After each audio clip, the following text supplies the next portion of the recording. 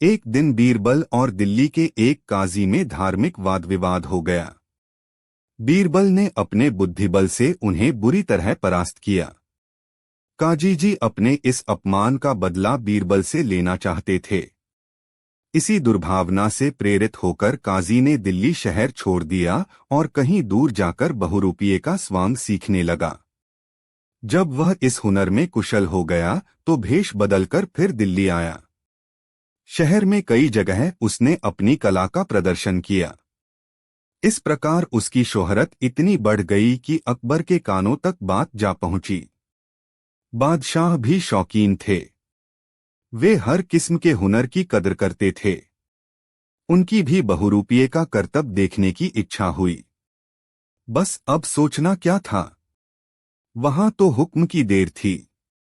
बादशाह की आज्ञा पाकर सेवक गया और बहुरूपिये को बुला लाया। बहुरूपिया दरबार में आया और बड़े अदब से बादशाह को सलाम किया। फिर अन्य दरबारियों को सलाम करके वह एक तरफ खड़ा हो गया।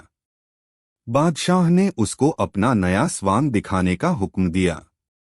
बहुरूपिये ने निवेदन किया, जहां पनाह, मैं शेर का स्वांग बहुत बढ़िया कर सकता हूं, लेकिन इसमें किसी के जख्मी हो जाने की संभावना रहती है।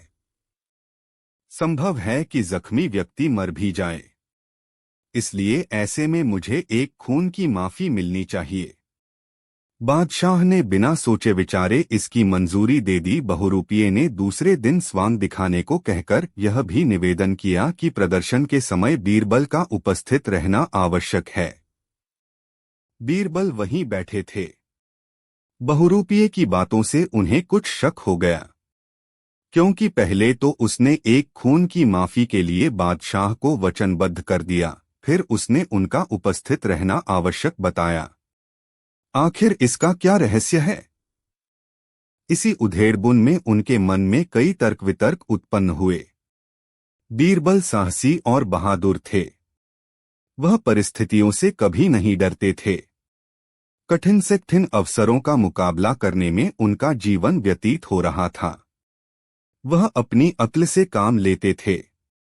दूसरे दिन उन्होंने सतर्कता और सावधानी बरतने के साथ साथ दरबार में जाने से पहले कवच आदि धारण कर लिया। दरबार में बहुरूपिया शेर का स्वांगू बनाकर उछलता कूदता और लोगों को डराता हुआ अपनी कला का प्रदर्शन करने गला। बादशाह तथा सभी दरबारी यह देखकर अत्यंत प्रसन्न और विस्मित हुए। थोड़ी देर तक इसी तरह उछलकूद करने के बाद बहुरूपिया शेर बीरबल के ऊपर झपटा और एक ही हमले में उनका काम तमाम करने का प्रयत्न किया। लेकिन शेर के इस आक्रमण से बचकर बीरबल ने किसी गुप्त अस्त्र से उस पर ऐसा प्रहार किया कि उसका सिर चकरा गया। वह बड़ी जोर से पछाड़ खाकर गिर पड़ा, फिर शीघ्र ही संभलकर बैठ गया। बहुरूपिये द्वारा एकाएक बीरबल पर आक्रमण से दरबार में हलचल मच गई और बीरबल की मृत्यु हो जाने की आशंका से बहुत जोर का शोर हुआ। बादशाह भी यह देखकर घबरा गए। उन्होंने सोचा कि बहुरूपिये ने जो एक खून की माफी ली थी और प्रदर्शन के समय बीरबल को उपस्थित रहने को कहा था, उसमें अवश्य कोई गहरा भेद है। बीरबल की जान लेने के लिए ऐसी बात कही होगी। बादशाह ने बीरबल को दरबार में आने का खुद ही हुक्म दिया था, इसलिए वह अधिक चिंतित थे। यदि उनकी वजह से बीरबल की हत्या हो गई होती तो सारे जीवन के लिए उनके मुख पर कालिख लग जाती। बहुरूपिये के आक्रमण से जब बीरबल का बाल भी बांका न हुआ तो बादशाह और दरबारी अत्यंत प्रसन्न हुए। बनावटी शेर के पंजे लगने से उनके कपड़े तो जरूर फट गए थे, लेकिन अंदर मजबूत कवच पहने होने के कारण उनके शरीर को कहीं चोट नहीं पहुंची थी। बादशाह ने बीरबल से पूछा, क्या तुम्हें इस आक्रमण के होने की खबर पहले से थी? बीरबल ने जवाब दिया, जी हां, जहां पनाह। जब बहुरूपिये ने एक खून की माफी का आपसे वचन लिया और मेरा उपस्थित रहना भी उसने आवश्यक बताया तो मैं उसी समय ताड़ गया कि दाल में अवश्य कुछ काला है। यह सोचकर ही मैंने अपने बचाव के लिए सावधानी बरती। बादशाह बोले, बीरबल, आज तुम्हारी जान बच जाने से मैं बहुत खुश हूं। इतनी प्रसन्नता तो मुझे अपने सिंहासन पर बैठने के समय भी नहीं हुई थी। मेरा विचार यह है कि यह दगाबाज बहुरूपिया, जो तुम्हारी जान लेना चाहता है, किसी भी समय अवसर पाकर तुम पर आक्रमण कर सकता है। इसलिए मैं चाहता हूं कि इसको अभी सूली पर चढ़वाकर इसका काम तमाम करवा दूं, लेकिन ऐसा करने में मेरा यश नहीं होगा। क्या कोई ऐसी तरकीब भी है जिससे सांप भी मर जाए और लाठी भी न टूटे? जहां पनाह, यह कौन सी बड़ी बात है? अभी इसका बंदोबस्त हो जाएगा, बीरबल ने सहज भाव से कहा। बादशाह ने पूछा, कैसे? बस देखते जाइए, इतना कहकर उन्होंने बहुरूपिये को संबोधित करते हुए कहा, तुम्हारी कला तो बहुत अच्छी है। जहां पनाह तुमसे बहुत खुश हैं। कल तुमको सती का स्वांग करना होगा। यदि इसमें तुम्हें सफलता मिली तो बहुत सा इनाम दिया जाएगा। बादशाह ने पूछा, इसने पहले जो स्वांग दिखाया है उसका क्या इनाम दिया जाना चाहिए? बीरबल ने उत्तर दिया, जहां पनाह, इसके लिए इसे साल भर के लिए दीवान का पद दिया जाना चाहिए। लेकिन शर्त यह है कि सती का स्वांग दिखाने में सफल हो जाए तब। यदि यह सफल न हुआ तो इसे फांसी की सजा मिलनी चाहिए। बादशाह तथा अन्य दरबारियों ने बीरबल के इस कथन का समर्थन किया। दीवान की पदवी प्राप्त होने के लोभ में बहुरूपिया फूला न समाया, लेकिन बीरबल की शर्त से घबरा उठा। अब वह करे तो क्या करे? वह समझ गया कि बीरबल ने बदला लेने के लिए ही ऐसा किया है। वह यह भी जानता था कि सती के स्वांग में जान का जोखिम है। यदि वह ऐसा नहीं कर पाया तो उसे फांसी मिलेगी। लाचार होकर उसने दूसरे दिन सती का स्वांग दिखाने का वायदा कर लिया। इधर बीरबल ने एक कुंड तैयार कराया, जिसमें लकड़ी और कोयला जला दिया गया। तत्काल उपचार के लिए चिकित्सकों का भी इंतजाम कर दिया। दूसरे दिन निश्चित समय पर सभी दरबारी तथा दर्शकगण एकत्रित हुए। बीरबल के ऊपर आक्रमण करने वाले बहुरूपिये की बादशाह भी प्रतीक्षा कर रहे थे। सभी मन ही मन अत्यंत प्रसन्न हो रहे थे कि आज एक दगाबाज बहुरूपिये को अपनी करनी का फल मिलेगा। बहुरूपिया सती के भेष में उपस्थित हुआ। उसकी वेशभूषा सचमुच बड़ी लुभावनी थी। सती के भेष की स्वाभाविकता का तो कहना ही क्या था। यही उसकी सबसे बड़ी खूबी थी। कुंड को देखते ही वह दहल उठा। उसके मन में तरह तरह की भावनाएं जाग उठीं। पहले तो उसने सोचा कि सारा भेद खोल दे, पर वह ऐसा नहीं कर सका। अंततः उसे कुंड में जाकर बैठना ही पड़ा।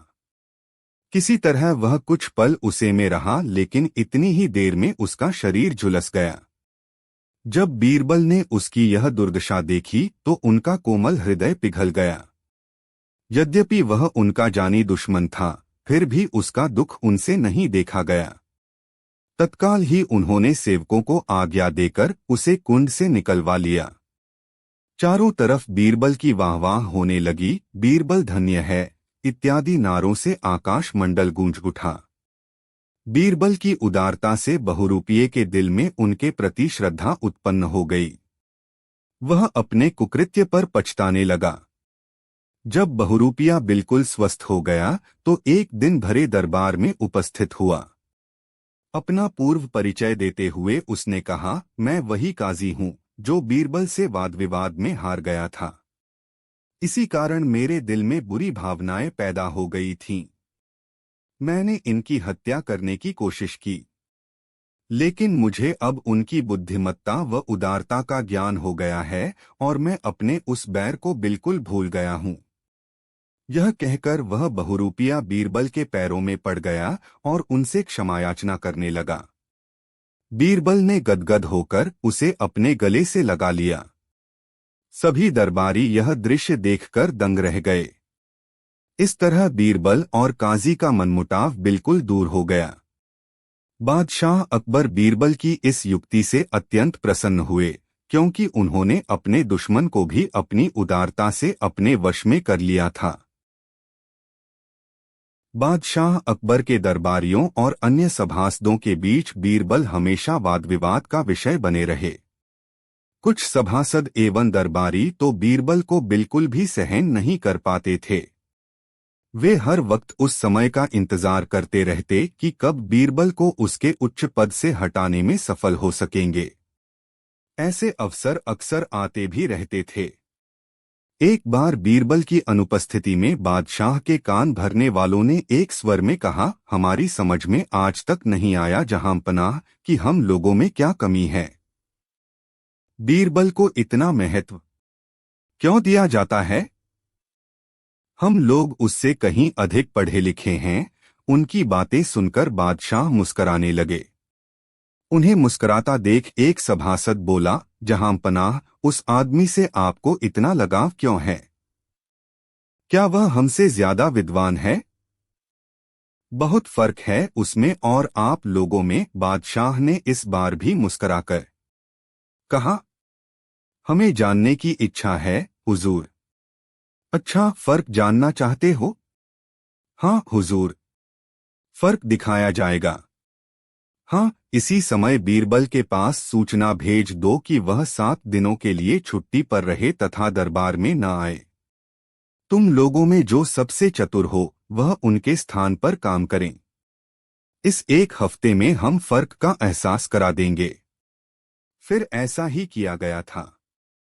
उन लोगों में जो सबसे चतुर था उसे बीरबल के स्थान पर नियुक्त कर दिया गया।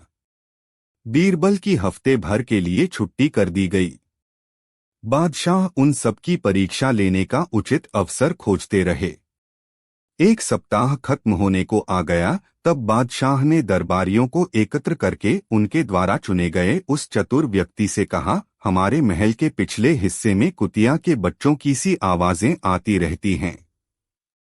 देखकर आओ, माजरा क्या है? बहुत अच्छा हुजूर, कहकर चतुर व्यक्ति चला गया। थोड़ी ही देर बाद वह लौटा। बादशाह ने मुस्कराकर पूछा, क्या माजरा है? कुतिया ने बच्चे दिए हैं हुजूर, वे ही कूकू करते रहते हैं। वे कितने बच्चे हैं? बादशाह ने पूछा। हुजूर, मैंने तो गिने नहीं। जाओ, गिनकर आओ। व्यक्ति आज्ञा पाकर दोबारा गया और थोड़ी देर बाद लौटकर बोला, जहांपना, कुतिया ने 5 बच्चे दिए हैं। मैं स्वयं गिनकर आया हूं। गिन आए? जी हां। अच्छा, फिर तो तुमने यह भी जरूर देखा होगा कि उनमें कितने नर हैं और कितने मादा? बादशाह ने मुस्कराकर कहा। वह चतुर व्यक्ति चकरा गया और बोला, हुजूर, यह तो मैंने देखा नहीं। देखकर आओ। वह व्यक्ति तीसरी बार गया और बच्चों को देखकर आने के बाद बोला, हुजूर, 2 नर और 3 मादा। अच्छा, जो नर हैं उनके रंग कैसे कैसे हैं? जी, वह व्यक्ति पुनः वहां जाने के लिए मुड़ा। मैंने दोनों नर बच्चों के रंग पूछे हैं, बादशाह ने कहा। जी, इस बात पर तो मैंने ध्यान नहीं दिया। वैसे उनमें से एक तो काला है, एक शायद सफेद। मैं एक बार फिर देख आता हूं। इस प्रकार वह चतुर व्यक्ति चौथी बार गया और आकर बताया, एक नर काला सफेद है और दूसरा बादामी। मादा में से 2 काली और 1 बादामी है। बैठ जाइए, बादशाह ने कहा। वह व्यक्ति बैठ गया। अब बीरबल को यहां बुलाया जाए, बादशाह ने आदेश दिया। बीरबल ने आते ही कहा, हुजूर, अभी तो 1 दिन और बाकी है। मैं परसों अपने आप ही आ जाता। जरूरी काम है। सेवा बताइए, बीरबल ने नम्र भाव से कहा। हमारे महल के पीछे के भाग में अजीब सी आवाजें आती हैं, जैसे कभी कुतिया के भौंकने की, कभी कुतिया के बच्चों की कूकू की, कभी गुर्राने की। देखकर आओ, माजरा क्या है? जरा जल्दी लौटना।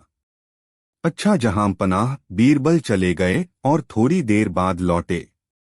बादशाह ने प्रश्न किया, क्या माजरा है? कुतिया ब्याई है, 5 बच्चे दिए हैं, वे सब कूकू करते हैं, कुतिया गुर्राती या भौंकती रही होगी रात में और कोई खास बात नहीं है वहां।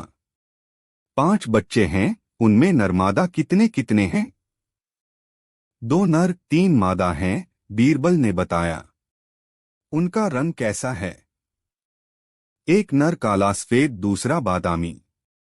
2 मादा काली और एक बादामी हैं। बीरबल का उत्तर सुनकर बादशाह प्रसन्न हो गए। उन्होंने अपने पर गर्व किया कि उन्हें एक बुद्धिमान व्यक्ति मिला है जो उनके साथ रहता है। अपनी प्रसन्नता दबाए हुए वह बोले, अब तुम लोग समझ गए होगे कि तुम में और बीरबल में क्या फर्क है। क्यों श्रीमान जी? जी, उस व्यक्ति का सिर झुक गया। जिस काम को वह 4 बार में कर सका और 2.5 घंटा लगाया, बीरबल ने एक ही बार में केवल आधे घंटे में कर दिया था। वह समझ गया कि उनमें और बीरबल में क्या फर्क है। बीरबल ने जो मान सम्मान पाया है, अपनी योग्यता के बल पर पाया है। बादशाह अकबर के राज्य में एक धूर्त महाजन किसी न किसी को प्रायः गुप्त रूप से परेशान करता रहता था, लेकिन देखने में वह काफी भला लगता था। उसमें एक बड़ा ही विलक्षण गुण था, वह अपना रूप बड़ी होशियारी से बदल लेता था। इस कारण उसके परिचित लोग भी दंग रह जाते थे। एक बार उस महाजन ने किसी चित्रकार को अपना एक चित्र बनाने का हुक्म दिया। कुछ दिन बाद चित्रकार महाजन का बढ़िया सा चित्र बनाकर ले आया। चित्र देखकर उसने अपनी भावमुद्राएं तुरंत बदल लीं।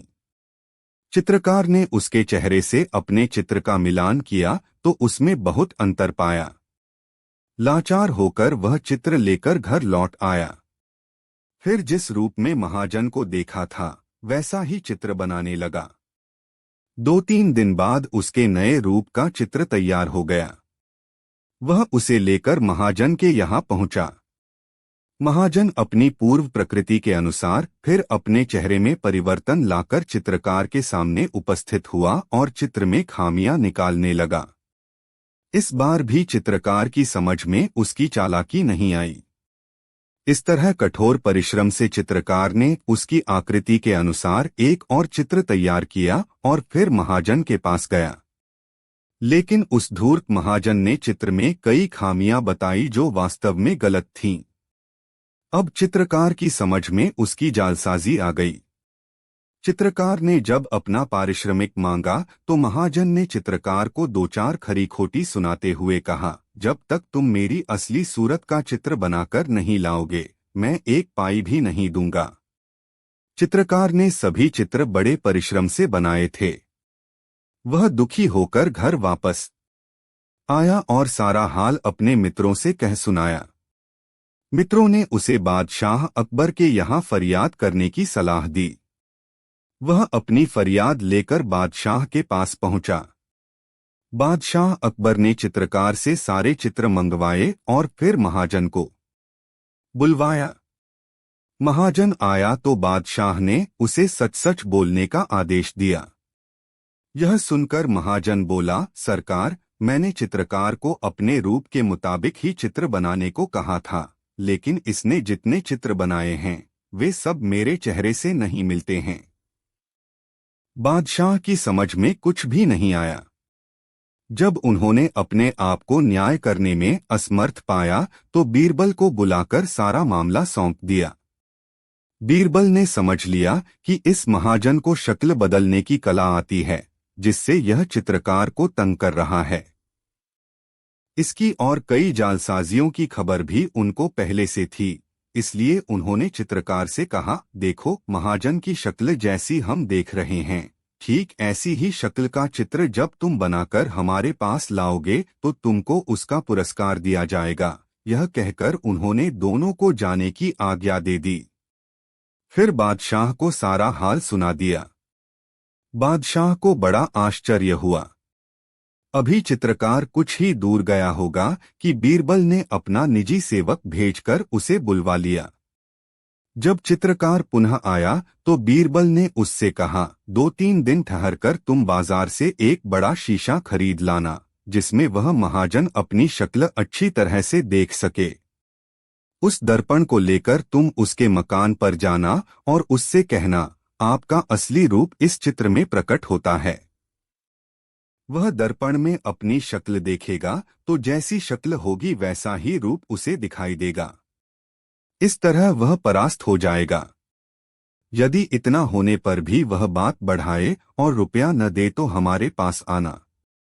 हम प्रयत्न करके तुम्हें अवश्य ही तुम्हारा पारिश्रमिक दिलवा देंगे। यह परामर्श सुनकर चित्रकार मन ही मन प्रसन्न होकर बीरबल की युक्ति की सराहना करता हुआ घर लौट गया। कुछ दिन बीत जाने के बाद चित्रकार एक बड़ा सा शीशा बाजार से खरीदकर महाजन के पास गया और बोला, लीजिए, आपका सर्वोत्तम चित्र तैयार है। महाजन ने शीशा देखकर कहा, यह तो शीशा है, मुझे चित्र दिखाओ, वह कहाँ है? यही तो आपके रूप का असली चित्र है, चित्रकार ने कहा। महाजन समझ गया कि बीरबल ने चित्रकार को ऐसी युक्ति बताई होगी। उसने सोचा, यदि मैं स्वीकार नहीं करूंगा तो मेरी खैर नहीं है। फिर भयभीत होकर उसने 1000 रुपये उस चित्रकार को दे दिए। रुपए लेकर वह चित्रकार बादशाह के दरबार पहुंचा। बीरबल भी उस समय दरबार में उपस्थित था। चित्रकार ने महाजन द्वारा चित्र स्वीकार करने तथा पारिश्रमिक प्राप्त हो जाने का सारा हाल कह सुनाया। फिर उनसे आज्ञा लेकर अपने घर चला गया। बादशाह को बीरबल की युक्ति बहुत पसंद आई। वह अत्यंत प्रसन्न हुए। अकबर बादशाह के राज्य दिल्ली शहर में एक बड़ा ही कंजूस व्यक्ति रहता था। काफी परिश्रम करने के बाद भी वह बहुत कम भोजन करता था तथा धन को जमा करता था। इस तरह उसके पास बहुत से जवाहरात एकत्र हो गए थे। उसका रहन-सहन ऐसा था कि लोगों को सहसा विश्वास ही नहीं होता था कि उसके पास फूटी कौड़ी भी होगी। उसका घर फूस की झोंपड़ी मात्र था, जिसमें एक टूटी फूटी संदूकची बाबा आदम के जमाने की थी। उसी में वह अपने जवाहरातों को छिपाकर रखता था। एक दिन अचानक उस फूस की झोंपड़ी में आग लग गई। यह देखकर कंजूस दहाड़े मार मार कर रोने लगा। उसका शोर सुनकर उसके पड़ोस के लोग जमा हो गए और आग बुझाने में मदद करने लगे। लेकिन आग बुझने की अपेक्षा और अधिक उग्र रूप धारण करती गई।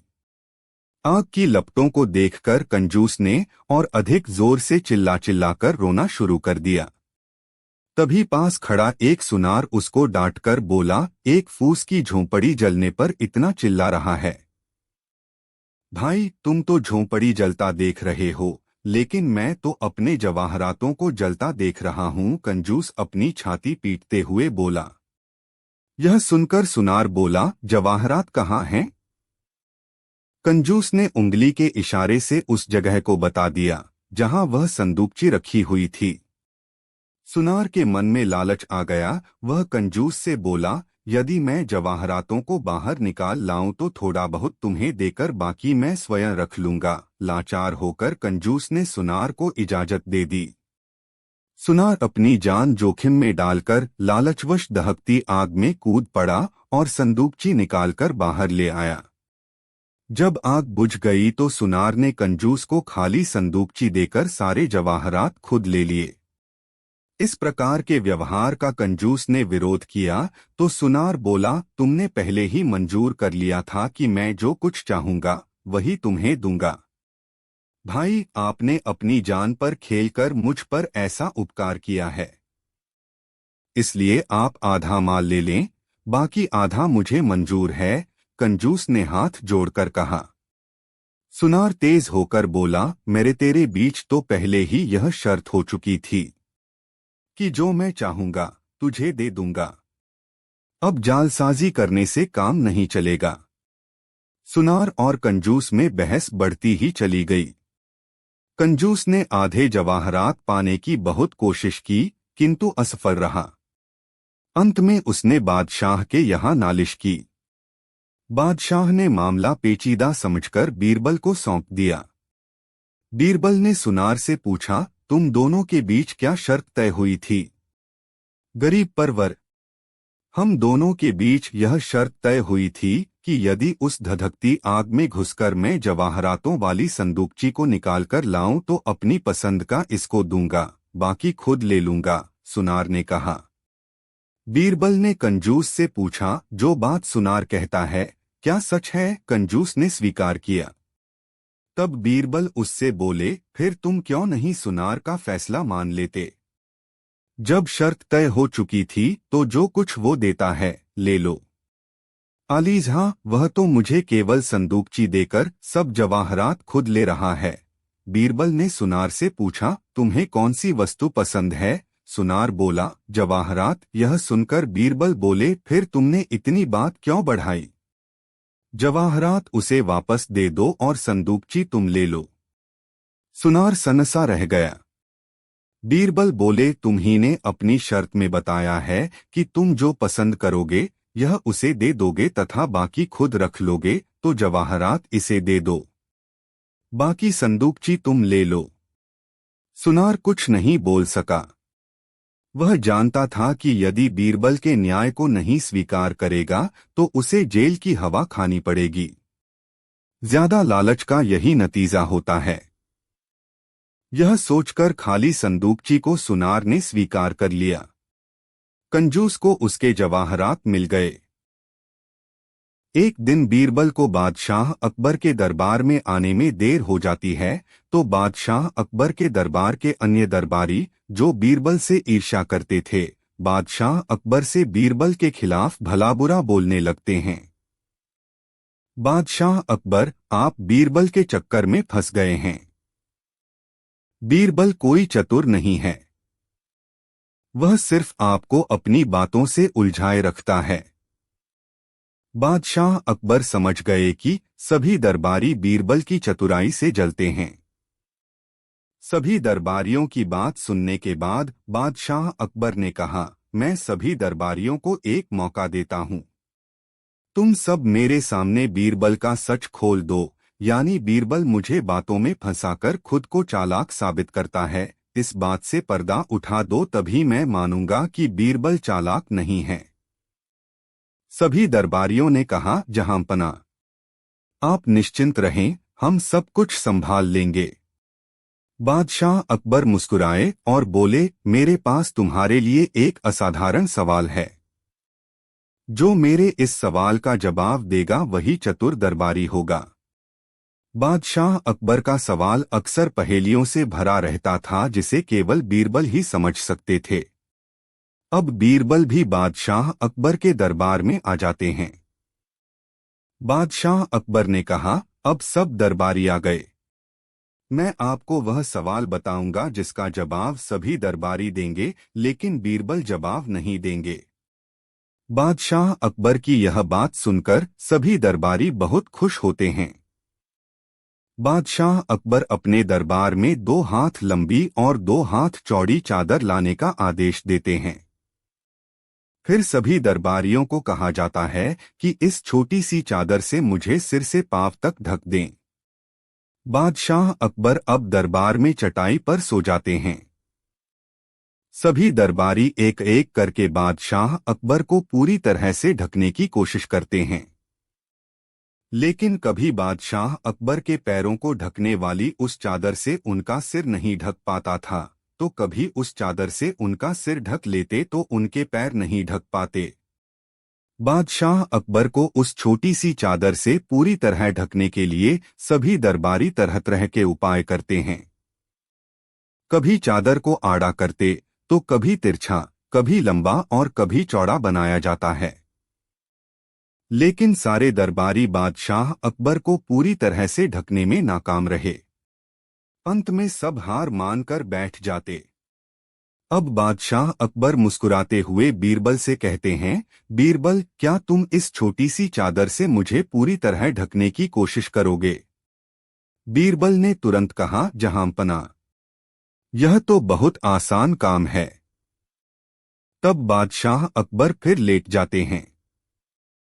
बीरबल बादशाह अकबर से पैर मोड़ने को कहते हैं। जैसे ही बादशाह अकबर अपने पैर मोड़ते हैं, बीरबल उस छोटी सी चादर से बादशाह अकबर को पूरी तरह से ढक देते हैं। एक बार फिर दरबार के सभी दरबारी बीरबल के तेज दिमाग को देखकर दंग रह जाते हैं।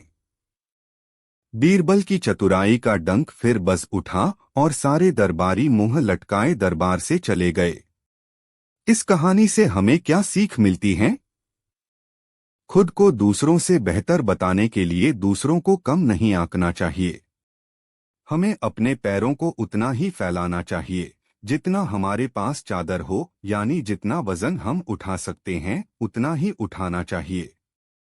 क्षमता से अधिक भार हमारे लिए हानिकारक साबित हो सकता है।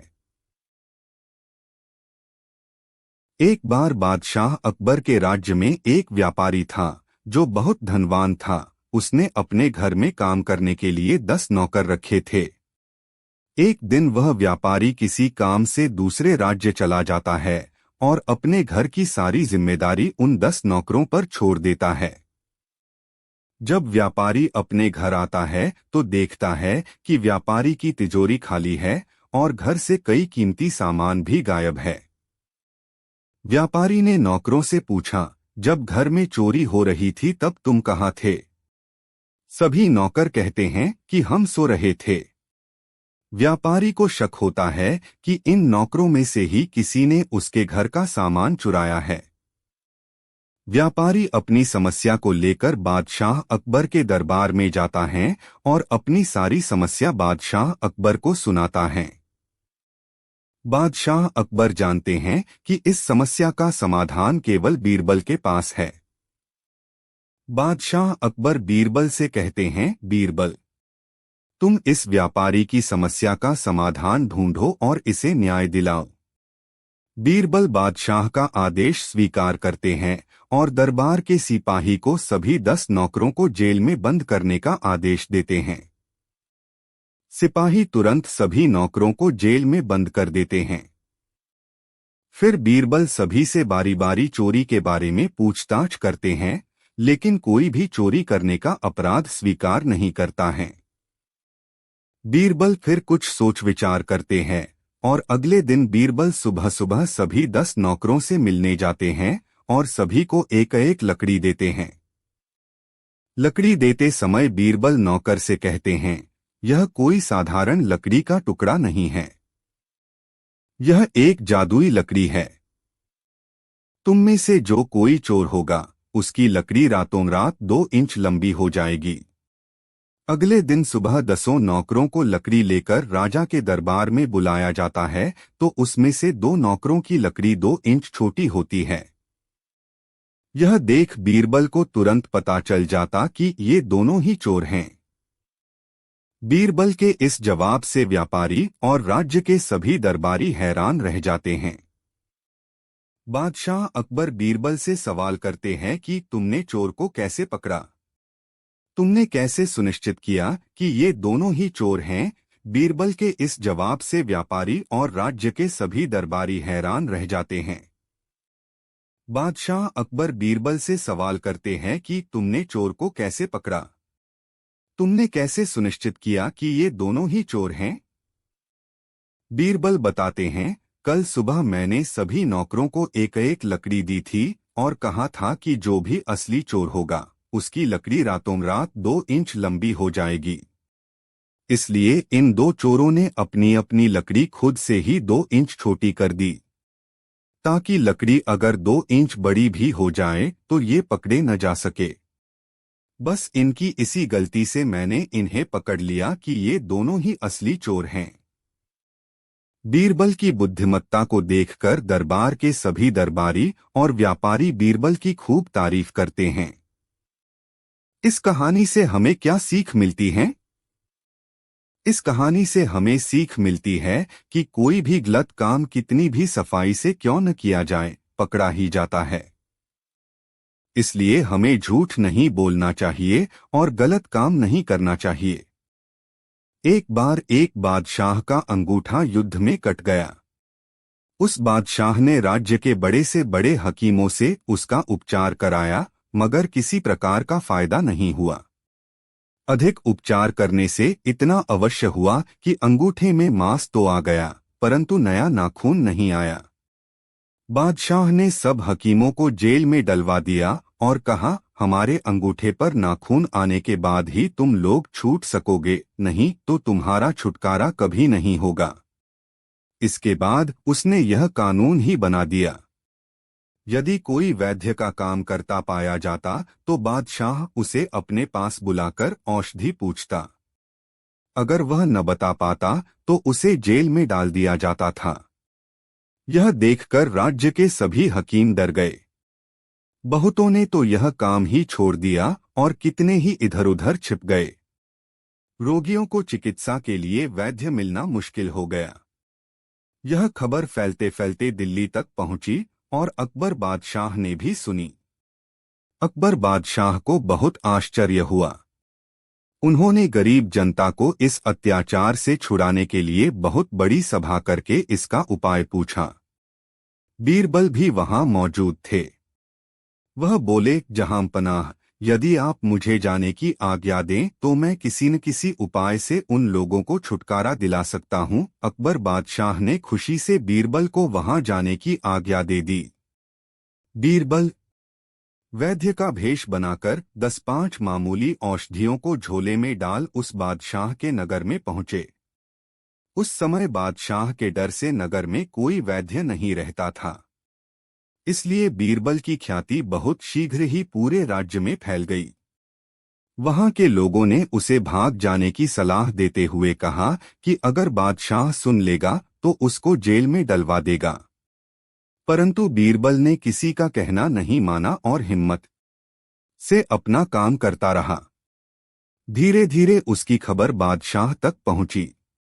बादशाह ने उसे तुरंत बुलवाया और कहा, वैद्य साहब, हमने आपकी बड़ी प्रशंसा सुनी है। यदि आप हमारे अंगूठे का नाखून उगा सकें तो हम आपका एहसान कभी नहीं भूलेंगे। मुझे इस रोग की ऐसी दवा याद है जिसके लगाने से केवल 5 दिन में ही नाखून आना शुरू हो जाता है। मेरे गुरु का कहना है कि यह दवा कभी बेकार सिद्ध नहीं होगी। परंतु मैं जिन जिन दवाओं के नाम बताऊं, आप उनको मंगवा दें। यदि फिर भी आपका नाखून न आए तो मेरा सिर कटवा दीजिएगा, बीरबल ने कहा। ऐसी दृढ़ता से जवाब देने वाला वैद्य आज तक मुझे नहीं मिला। अब मुझे आशा है कि मेरे रोग का अंत हो जाएगा। बादशाह खुशी से फूला न समाया। बीरबल बोले, सहायक तो परमेश्वर है। मैं 3 दिन में आराम कर देने का प्रण करता हूं, मगर मेरे नुस्खे की दवाओं का मिलना थोड़ा कठिन है। इसमें क्या कठिनाई है? क्या मैं बादशाह होकर भी दवा नहीं मंगवा सकता? बादशाह ने अपनी बादशाहत का रोब दिखाते हुए कहा। बीरबल बोले, परमेश्वर की कृपा से सब कुछ हो सकता है। मेरा यह कहना नहीं है कि आप उन दवाओं को नहीं मंगा सकेंगे, परंतु आप मुझे लिखित रूप से वचन दीजिए कि यदि आप 1 मास के भीतर दवा न मंगवा सके तो फिर मैं आपका इलाज नहीं कर सकूंगा, और अब तक आपने जितने वैद्य हकीम कैद कर रखे हैं उन सबको छोड़ देंगे। इस बीच अगर आप दवा मंगवा देंगे तो उसी समय मैं आपकी सेवा में हाजिर हो जाऊंगा। यह सुनकर बादशाह ने सोचा कि इस हकीम को मेरे प्रभाव और धन की खबर नहीं है। यह ऐसी कौन सी दवा मंगवाएगा जिसका मूल्य मैं नहीं दे सकूंगा। यह सोचकर उसने बीरबल के कथनानुसार प्रतिज्ञा पत्र लिख दिया और उससे दवाओं के नाम पूछे। बीरबल ने अपनी इच्छानुसार काम होता देखकर एक शेर पढ़कर सुनाया। क्या अजब आना है उस नाखून का, फूल गर गूलर का हो, पेशाब मछली का। बादशाह ने यह शेर सुनकर दोनों वस्तुएं लाने के लिए दीवान को आज्ञा दी। बेचारा दीवान काफी परिश्रम करके थक गया, परंतु इन दोनों वस्तुओं का कहीं नामो निशान भी नहीं पा सका। अवधि पूरी हो गई। लाचार होकर बादशाह को सभी हकीमों और वैद्यों को छोड़ना पड़ा। फिर बादशाह ने उन वैद्यों को बुलाकर शेर में कही गई दवाओं के गुण पूछे। सबने उन दवाओं की प्रशंसा की क्योंकि बीरबल उनको पहले ही समझा चुके थे। हकीमों ने अपना छुटकारा पाने की वजह से बीरबल को बहुत धन्यवाद दिया। उसके पश्चात बीरबल ने दिल्ली आकर सब बातें अकबर बादशाह को बताईं। वे भी उसकी बुद्धिमानी से बहुत प्रसन्न हुए। एक दिन बीरबल को अपने किसी रिश्तेदार के यहाँ दावत में जाना था, इसलिए वह दरबार खत्म होने से पहले ही बादशाह से छुट्टी लेकर चले गए। अगले दिन जब बीरबल दरबार में हाजिर हुए तो बादशाह ने दावत के बारे में पूछा, खाना कैसा बना था और दावत में क्या क्या था।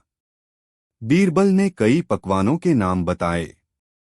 वह आगे और भी बताने जा रहे थे कि बादशाह ने उन्हें किसी काम में उलझा दिया, जिससे दावत का वर्णन अधूरा रह गया। यह बात हुए हफ्तों बीत गए। एकाएक एक दिन बादशाह को याद आया कि उस दिन बीरबल ने दावत की भोज्य सामग्री का वर्णन अधूरा छोड़ दिया था। इसलिए उन्होंने बीरबल की स्मरण शक्ति को परखने का निश्चय किया। वे बोले, बीरबल और क्या? बीरबल तत्काल समझ गए कि उस दिन दावत में बनी हुई चीजों के नाम बताते बताते बादशाह ने उन्हें दूसरे काम में उलझा दिया था और वर्णन अधूरा रह गया था। बादशाह उसी वर्णन को पूरा करने की गरज से यह प्रश्न पूछ रहे हैं। यह विचार कर बीरबल ने फौरन ही उत्तर दिया, और क्या? कढ़ी। बीरबल की इतनी अच्छी स्मरण शक्ति से बादशाह बहुत प्रसन्न हुए। उन्होंने अपने गले से मोतियों की माला उतारकर बीरबल को पुरस्कार स्वरूप दे दिया। उपस्थित दरबारी नहीं समझ सके कि किस रहस्यपूर्ण उत्तर पर बीरबल को मोतियों की माला मिली है। उन लोगों ने सोचा कि बादशाह को कढ़ी जरूर ही अच्छी लगती होगी, तभी तो बीरबल को मोतियों की माला इनाम में मिली है। उनका भी इनाम पाने के लिए जी ललचाने लगा। दूसरे दिन सभी ने बढ़िया से बढ़िया कढ़ी अपने अपने यहाँ तैयार करवाई। कढ़ी को स्वादिष्ट बनाने में उसमें किसी तरह की कमी नहीं छोड़ी गई। जब दरबार का समय हुआ तो सभी ने अपनी अपनी कढ़ी की हंडियां बादशाह के सामने ले जाकर पेश की। बादशाह की समझ में कुछ नहीं आया। उन्होंने पूछा, इन हंडियों में क्या है? दरबारियों ने विनम्रता से निवेदन किया, जहां पनाह, आपने कल इसी शब्द के कहने पर प्रसन्न होकर बीरबल को मोतियों की माला इनाम में दी थी। हम लोगों ने समझा कि हुजूर को कढ़ी बेहद पसंद है, इसलिए इन हंडियों में आपको भेंट करने के लिए कढ़ी लाए हैं। दरबारियों की इस बेवकूफी पर बादशाह तिलमिला उठे। गुस्से में उन्होंने उन सबको दरबार से बाहर जाने का हुक्म देते हुए कहा, तुम लोग सिर्फ नकल करना जानते हो, दूसरों को फलता फूलता नहीं देख सकते। जाओ, इसका यही उचित दंड है। दरबारियों ने जब देखा कि लालच के चक्कर में नाहक दरबार से बाहर निकाले जा रहे हैं तो सबने रहम के लिए प्रार्थना की। बादशाह ने उन्हें क्षमा कर दिया और कहा, आज और अभी यह प्रतिज्ञा करो कि बिना समझे बूझे कभी किसी की नकल नहीं करोगे। सभी दरबारियों ने ऐसा ही किया। तब कहीं जाकर वे दंड से मुक्त हो पाए। अकबर बादशाह के दरबार में बहुत से मुल्ला शरीक थे। उन्हीं में एक था दो प्याजा। वह मंत्री था। मुल्ला ऊपर से तो बीरबल के साथ हंसी मजाक करता था, किंतु भीतर ही भीतर बीरबल से जलता था। उन्हें किसी न किसी तरह चोट देने की योजनाएं बनाता रहता था। अगर कोई बीरबल की तारीफ कर दे तो उसके तनबदन में आग लग जाती थी। एक दिन अकबर बादशाह ने भरे दरबार में बीरबल की पगड़ी की तारीफ कर दी। इस प्रशंसा से मुल्ला दो प्याजा जल उठा, किंतु वह अपना भीतरी भाव छिपाकर बादशाह से बोला, आलीज़ा, यह कौन सी बड़ी बात है? मैं इससे भी अच्छी पगड़ी बांधकर दिखा सकता हूँ। दूसरे दिन मुल्ला दो प्याजा पगड़ी बांधने की कला दिखाने की आज्ञा लेकर वहां से रुखसत हुआ। वह मन ही मन बड़ा प्रसन्न था। अगले दिन वह पगड़ी बांधकर दरबार में हाजिर हुआ।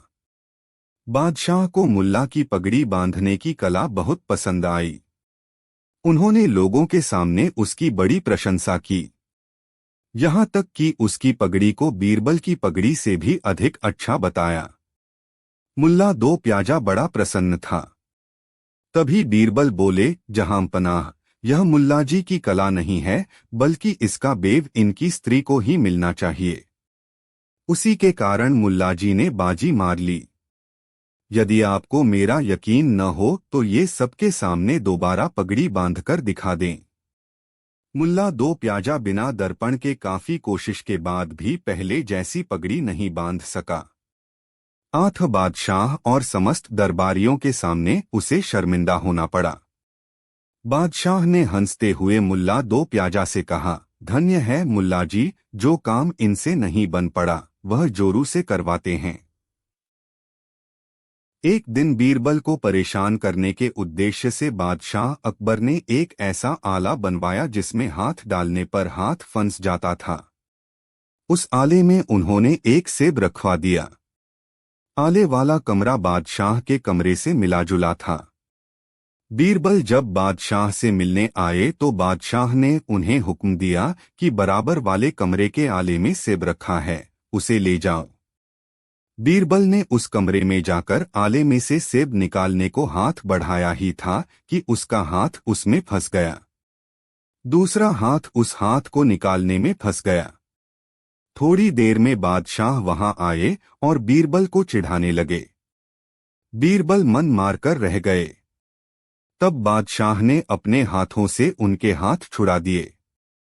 बीरबल ने भी बादशाह को छकाने का उपाय सोचा। बीरबल ने तीर्थ यात्रा के बहाने बादशाह से छुट्टी ले ली, लेकिन गुप्त रूप से अपने घर ही रहने लगे। कपड़े रंगकर साधुओं का भेष बना लिया और चुपचाप दरबार की खबर लेते रहे। एक दिन बादशाह शिकार खेलने जंगल गए। बीरबल भी साधु के भेष में उनके पीछे हो लिए। बादशाह एक जंगली सुअर का पीछा करते करते रास्ता भूल गए। शाम होने जा रही थी, इसलिए बादशाह को हाजत हुई। वे एक तालाब के पास पाखाने के लिए बैठ गए। थोड़ी देर बाद उन्होंने एक बड़ा विकराल दैत्य बाल बिखेरे तथा आंखें फैलाए अपनी ओर आते देखा। उसे देखकर बादशाह भयभीत हो गए और हाथ जोड़कर उसके सामने खड़े हो गए। दैत्य ने कड़क कहा, अपनी प्रजा पर जुल्म ढाता है, मैं आज तुझे नहीं छोड़ूंगा। यह सुनकर बादशाह गिड़गिड़ाते हुए बोले, हे भगवान, इस बार मुझे क्षमा करो, अब आपकी आज्ञा से कभी अत्याचार नहीं करूंगा। तब दैत्य ने कहा, अच्छा माफ किया, अब अत्याचार मत करना। तू अपने सिर पर मेरा जूता रखकर सीधा महल की ओर चला जा। जैसे तैसे बादशाह डरते हुए महल में आ गए और बड़ी उदारता के साथ दरबार का काम करने लगे, लेकिन उस दैत्य की याद वे अपने मन से न भुला सके। उन्हीं दिनों बादशाह ने सुना कि बीरबल तीर्थ यात्रा से लौट आए हैं, तो उन्होंने एक नौकर द्वारा उन्हें बुला भेजा। बीरबल जब सभा भवन में पहुंचे तो सभी दरबारी उपस्थित थे। कुशलक्षेम पूछने के बाद बादशाह ने फिर वही बात कही, क्यों बीरबल, आले का सेब? दरबारी कुछ न समझ सके। तभी बीरबल बोले, और वह देव। यह सुनकर बादशाह लज्जित होकर चुप हो गए। उन्होंने फिर बीरबल को कभी नहीं चिढ़ाया। बादशाह को उस दैत्य का रहस्य और बीरबल की चालाकी मालूम हो गई थी। बादशाह अकबर अक्सर भेष बदलकर अपने राज्य में घूमा करते थे। वह जानना चाहते थे कि उनके शासन में प्रजा सुखी है या नहीं। एक दिन वह भेष बदले नगर में घूम रहे थे। जब वह बीरबल के घर के निकट पहुंचे तो सहसा उनके मन में आया कि बीरबल तो फारस के बादशाह के बुलावे पर गए हैं, क्यों न उसके घर के लोगों की परीक्षा ले ली जाए। बीरबल के घर में उनकी पत्नी, एक पुत्री और एक पुत्र था। बादशाह बीरबल के घर पहुंचे। वे कुछ कह सुनकर अपना रंग जमाना ही चाहते थे कि बीरबल का लड़का बोला, वे आए। यह सुनकर लड़की ने कहा, वह तो नहीं है। पत्नी मकान के भीतर से दोनों बच्चों की बातें सुन रही थी और वहीं से बोली, वह होते और नहीं भी होते। बादशाह उनके मुख से निकले सांकेतिक वार्तालाप को नहीं समझ सके। वे तो बीरबल के घर के लोगों की परीक्षा लेने आए थे, मगर यहाँ दूसरा ही प्रश्न उनके सामने उपस्थित हो गया। वे उल्टे पांव लौट गए। अगले दिन दरबार में उन्होंने दरबारियों के सामने इन तीनों बातों को रखा और इसका मतलब पूछा, किंतु लाख प्रयत्नों के बाद भी कोई इन तीनों बातों का मतलब नहीं बता सका। 2 दिन बाद बीरबल लौटे। बादशाह ने वही तीनों बातें उनसे पूछीं। बीरबल ने तुरंत उत्तर दिया, आलीज़, यह बात उस समय की जान पड़ती है कि जब किसी कुलीन के घर में कोई परिचित व्यक्ति यह जानकर भी जाए कि घर में गृहस्वामी नहीं है, तभी घर वाले ऐसी बातें करते हैं। यानी पहली बात वे आए का मतलब है कि बैल आए। दूसरी बात वह तो नहीं है का मतलब यह है कि उसके सींग नहीं हैं, और तीसरी बात वह होते और नहीं भी होते का अर्थ है कि किसी बैल के सींग होते भी हैं और किसी के नहीं भी होते। बीरबल ने आगे कहा, इन तीनों बातों से यह शिक्षा मिलती है कि बिना गृहस्वामी के घर में रहे उसके घर में कदापि न जाया जाए। यह तो हुई अपरिचित की बात, किंतु यदि परिचित भी हठधर्मी से ऐसा करे तो उपस्थित घर वालों द्वारा ऐसी बातें कहकर उसे इशारे से आगाह कर देना चाहिए। यह सुनकर बादशाह चुप हो गए। उन्होंने अपनी मानसिक लज्जा को प्रकट नहीं होने दिया, पर मन ही मन बीरबल तथा उसके परिवार के लोगों की बुद्धि की प्रशंसा की।